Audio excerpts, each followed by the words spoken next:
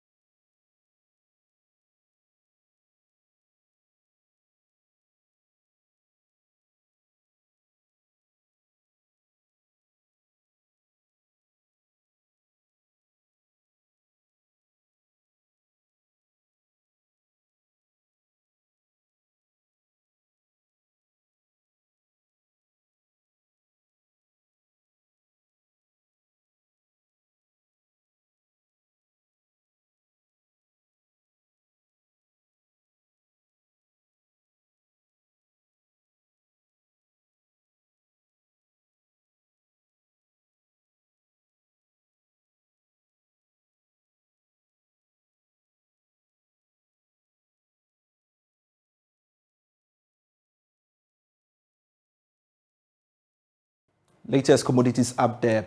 Now to our very first story. Provisional estimates from the Ghana Statistical Service shows that Ghana's economy expanded by 3.1% in 2022, 0.6% lower than the 3.7% forecast by government. Well, this is below Ghana's average gross domestic product growth rate of 5% pre-COVID-19. It met most analysts' forecasts as the African Development Bank in January 2023 had projected that Ghana's economy will grow by 3.6%. Now, services sector led growth followed by agriculture and industry, which recorded a growth rate of 0.9%. There is more in the following report. Despite the slow growth, the economy expanded by more than 610 billion cedis for the year 2022. This is compared to some 400 billion cedis recorded in 2021. The 3.1% expansion of the economy was driven by gold production, fishing, information and communication, education as well as public administration, defense and social security subsectors. Addressing journalists, government statistician Professor Samuel Kobna-Enim said the slow growth rate was due to the challenges that the economy went through. This growth rate dipped by 2.0 percentage points for the period 2021 to 2022. For the period 2021 to 2022, comparing the values of the economy, which stood at 174.6 billion and 179.9 billion, the economy grew by 3.1% between the period 2021 and 2022. From a non-oil perspective, the economy grew by 3.8%, which also indicates a slowdown of about 2.8 percentage points, as the economy grew by 6.6% between 2020 and 2021, and now saw a growth rate of 3.8% between 2021 and 2022. From a non-gold perspective, we see a much harder impact on the economy. So if you discount for the effect of the economy, in 2021, the economy grew by 7.1% from a non-gold perspective. That is, if you take away the effect of gold, the economy grew by 7.1% between the period 2020 and 2021. But between the period 2021 and 2022, we saw a much had an impact on the economy, where the economy grew by 2.1% between 2021 and 2022. He admitted that the service sector continued to remain the significant contributor to the country's economic expansion. So Ghana's economy continued to largely rely on the services sector, followed by the industry sector and the agriculture sector, which has seen its contribution hovering around a fifth of the total GDP that we have as a country. We look at this from a trend perspective, and we don't see much difference since 2013 when we rebased our GDP. The contribution of the services sector has hovered around 2/5 to half of the entire GDP, with a current value of 44.9%. It is important to indicate that this is a marginal drop given what we recorded as services sector contribution in 2021. Meanwhile, the provisional growth rate for the last quarter of this year was 3.7%.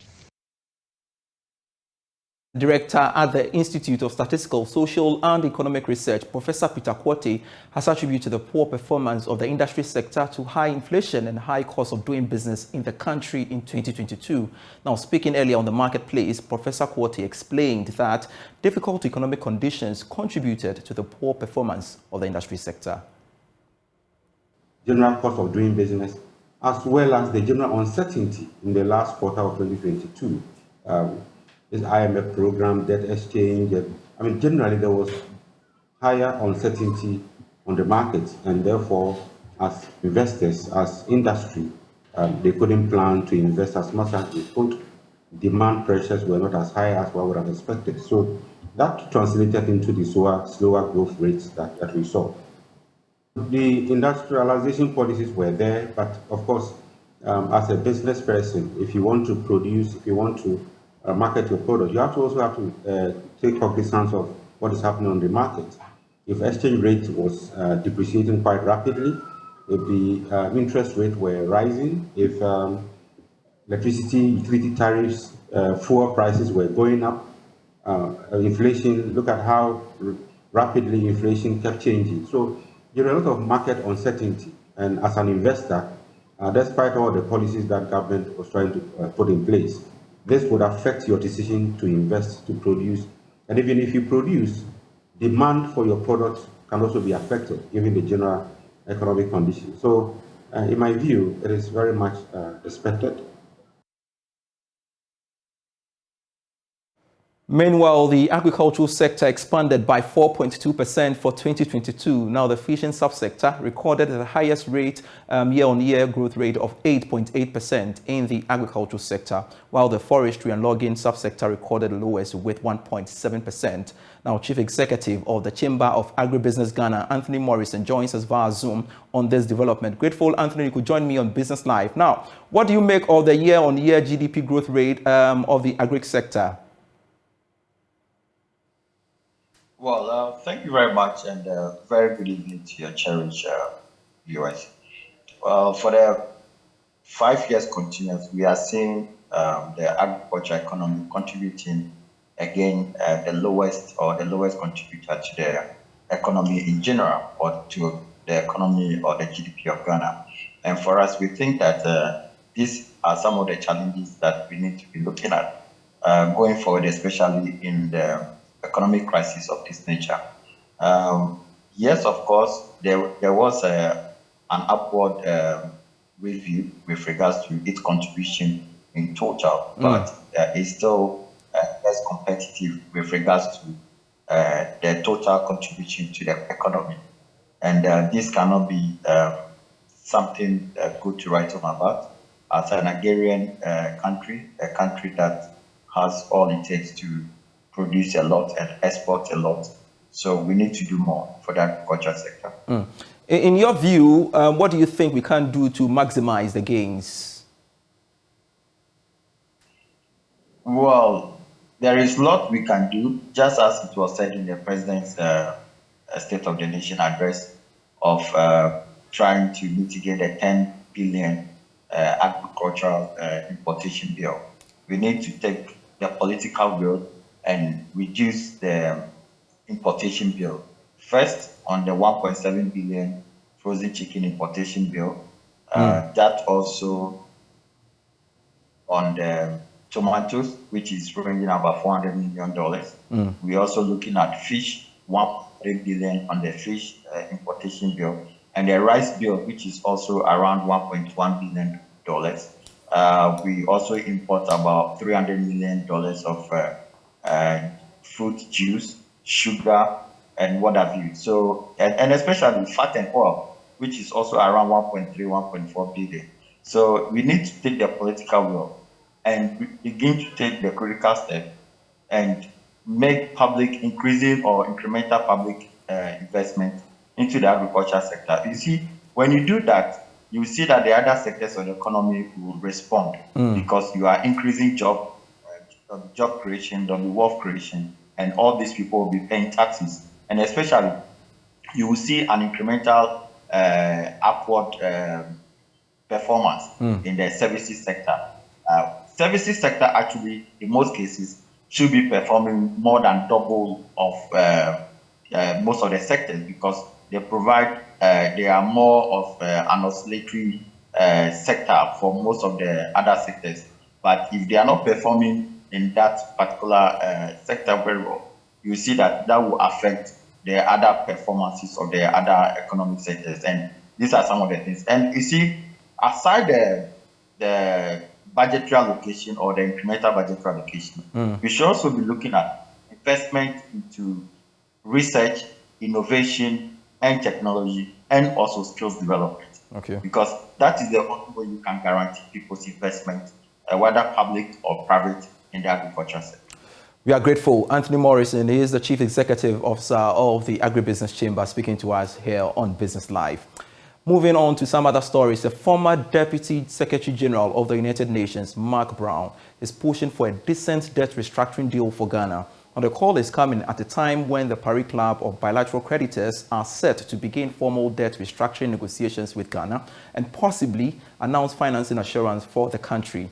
Mr. Brown, who is currently the president of the Open Society Foundation, maintains that his proposal has been influenced by the fact that the current challenges facing Ghana are not purely due to internal factors. He's been speaking to Joy Business in the Washington, D.C., USA, on the sidelines of the just-ended IMF World Bank Spring meetings.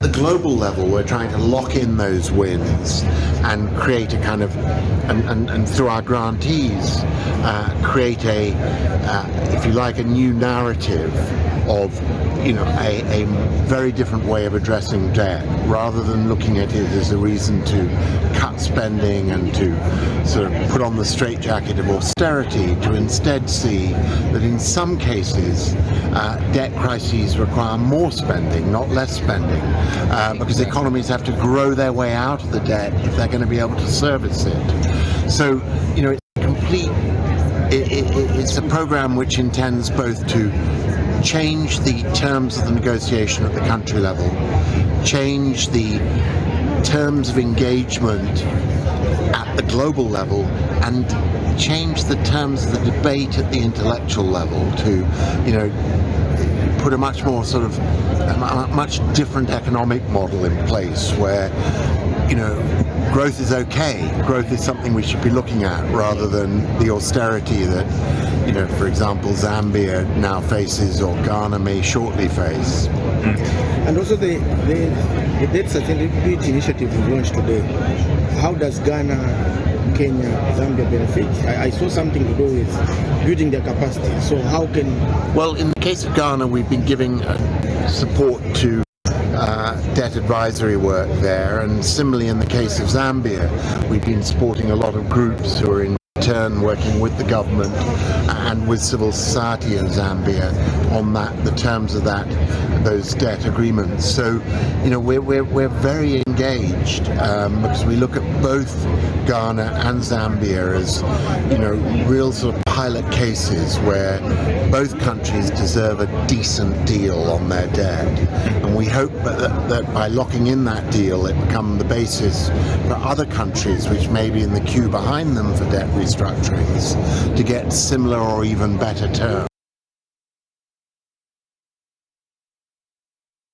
Remember, you're still watching Business Life with me, Pious. Kojo Baka. Still to come, the Joy Business Van tells the story of beauty startup Bubune Africa, which uses authentic African ingredients to make skincare products.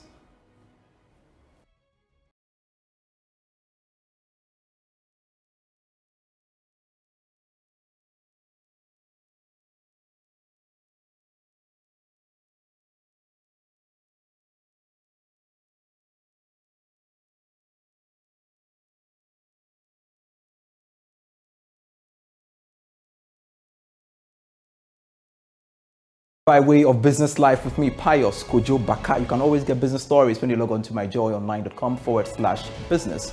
We leave you with some international business.